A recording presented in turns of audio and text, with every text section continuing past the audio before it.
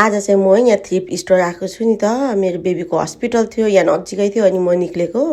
Free food राखिदिएको हुन्छ होइन, एक्सपायर हुन आँटेको हुन्छ तिनीहरू चाहिँ। जरा भन्ने ब्रान्ड चाहिँ कसको फेभरेट हो होइन। यहाँनिर यसरी ट्यागसँगै नयाँ नयाँ लुगाहरू चाहिँ एकदमै सस्तो दाममा राखिदिएको हुन्छ।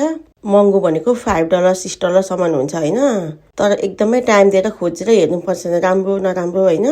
मैले चाहिँ लिन होइन के पनि धागो मात्रै लिन आएको म चाहिँ। अरूमा चाहिँ अलिक महँगो पर्छ, यहाँ चाहिँ सस्तोमा पाउँछ नि त। $10 पर्ने लाइक $1 पाउँछ यहाँनिर चाहिँ। त्यो ब्रान्ड न्यू हुन्छ। यो एडिडासको जुत्ता पनि फेक ब्रान्ड होइन राम्रो खालको थियो, न्यू हो, ट्यागसँगै थियो। अनि म तपाईँहरूलाई यता अरू पनि देखाइदिन्छु होइन। सबै थोक पाउँछ, एकदमै चिप प्राइसमा पाउँछ। यहाँनिर चाहिँ न्यू ब्रान्डको पनि हुन्छ अनि त्यहाँदेखि नि सेकेन्ड ह्यान्डहरू पनि राखेको हुन्छ। सुरुमा हामीलाई अमेरिका ल्याउँदाखेरि चाहिँ नि हामीलाई यसरी सेकेन्ड ह्यान्ड स्टोरबाट किन्नुपर्छ, चिप पर्छ होइन भनेर यसरी सिकाउँथ्यो क्या हौ। बसहरू कसरी हिँड्नुपर्ने अनि ट्रेनहरू कसरी चढ्नुपर्ने अनि हो त्यस्तोहरू होइन, यसरी हेर्नुपर्छ, मेपहरू यसरी सिकाएको थियो हामीलाई।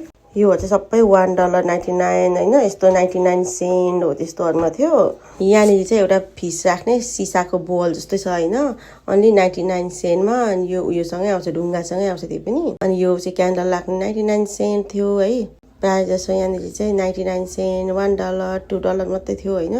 अनि यो प्लेट चाहिँ नि 99 सेन्टमा छ यसरी होइन। बलहरू सबै अनि यिनीहरू चाहिँ 45 सेन्ट यस्तोहरू थियो होइन। अनि मैले फाइनली धागो ल्याएँ त्यहाँदेखि 99 सेन्ट देख्नु पनि 99 सेन्ट। यो चाहिँ स्टोरमा किनभने $15 भन्दा मुनि पर्दैन। अनि यो सानोहरू चाहिँ $10 यस्तै पर्छ स्टोरमा, सबै 45 सेन्टहरूमा लिएँ। अरू चाहिँ मैले thank you guys, have a nice day, thank you.